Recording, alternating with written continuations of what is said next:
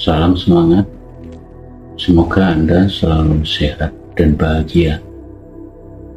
Beberapa waktu yang lalu, saya membuat video mengenai makhluk spiritual dan badan spiritual. Video itu kemudian menimbulkan pertanyaan yang ingin saya jawab dalam kesempatan ini. Pertanyaan itu berbunyi begini: apa makna makhluk spiritual? Dan betulkah apakah roh mempunyai badan? Yang pertama, manusia adalah bagian daripada ciptaan Tuhan yang begitu luas dengan anugerahnya yang luar biasa, yaitu kecerdasan. Kecerdasan melahirkan kesadaran. Manusia dengan kecerdasannya mampu menjelajahi diri sendiri. Selain itu, dia dapat menjelajahi dunia luar, dan dengan begitu dia berbeda dengan makhluk-makhluk lain yang bahkan tidak punya kesadaran akan siapa dirinya. Yang kedua, karena adanya kesadaran itu, maka manusia bisa memilih apa yang terbaik untuk kehidupannya. Sebagai contoh, di dalam kehidupan modern, manusia cenderung mengabdi pada materialisme itu, sehingga melupakan kodratnya sebagai manusia yang lengkap, bukan hanya terdiri dari fisik saja. Spirit mempunyai kebutuhannya sendiri untuk selalu terhubung dengan Tuhan dan menjaga manusia di dalam keterhubungan itu. Selain dari fungsi utamanya memberikan kehidupan kepada tubuh. Berikutnya, maka kita harus mencari jalan untuk mengembalikan fungsi roh, menjaga manusia dalam keterhubungan dengan Tuhan. Saya akan menjawab pertanyaan yang kedua, yaitu apakah roh betul-betul mempunyai badan? Kalau kita bicara badan fisik, bagaimana dapat kita sentuh dan dapat kita lihat sebagaimana adanya. Tapi bicara lapisan yang berikutnya, yaitu lapisan astral. Tapi kenapa saya sebut badan? Karena mental adalah satu organisme, kesatuan dari beberapa hal, yaitu kemauan, pikiran, dan perasaan.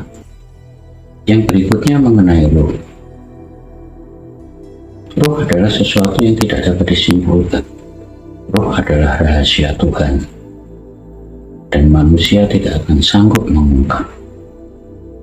Oleh sebab itu, saya menggunakan istilah badan spiritual, bukan badan spirit, karena makna spiritual adalah gejala-gejala atau hasil dari adanya spirit dan penggunaan badan di dalam lapisan-lapisan diri manusia untuk memudahkan mengkomunikasikan cara kerja dari diri manusia.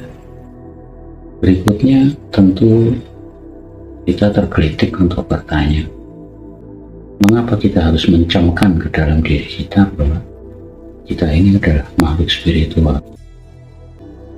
Ketika saya memulai untuk secara sungguh-sungguh belajar lebih dalam mengenai berbagai aspek spiritual, upaya untuk mendekat kepada Tuhan lebih saya intensifkan dengan berbagai macam cara. Saya mendapati bahwa kehidupan menjadi lebih mudah. Kita sebagai manusia lahir dari rahim seorang ibu, tapi roh yang ada di dalam tubuh kita bukan sesuatu yang berasal dari bumi. Ia pasti berbeda. Manusia sesungguhnya lemah dan terbatas, tapi karena ia kemudian membawa roh di dalam dirinya, maka ia mampu menjalani semua hal yang sulit dan nyaris tidak terpecahkan di dalam perjalanan hidupnya. Semakin kuat peranan roh di dalam hidup kita, ternyata semakin mudah kehidupan itu dilalui. Ini bukan persoalan berkurangnya penderitaan, berkurangnya cobaan, tapi ini persoalan meningkatnya kualitas manusia menyadari diri sebagai makhluk spiritual, memberikan hak-hak sepenuhnya dari badan spiritual untuk mengambil peranan di dalam kehidupan. Maka berarti dia kembali kepada sosok yang jauh lebih kuat daripada dirinya, di mana ambisi meluap, menyerahkan urusan-urusannya kepada kekuasaan nafsu, dan ternyata kemudian mereka terjebak dan terpleset. Kegagalan demi kegagalan terjadi. Mengabaikan kekuatan badan spiritual berarti mengabaikan kesempatan untuk mendapatkan kehidupan yang jauh lebih mulia, mendapatkan kehidupan yang jauh lebih hebat. Mempercayakan kehidupan hanya kepada kemampuan fisik ternyata tidak cukup untuk menjamin kehidupan akan berlangsung lebih baik. Dengan mengabaikan diri sendiri, kemudian kembali kepada roh yang menjadi utusan Tuhan, semua pengalaman-pengalaman pahit rasanya tidak akan terulang lagi. Hidup ini bukan ada di dalam kekuasaan manusia. Hidup ini ada di dalam kekuasaan Tuhan. Oleh karena itu, bagi mereka yang melupakan fungsi roh di dalam dirinya, akan jauh daripada pertolongan Tuhan di dalam keadaan-keadaan sulit.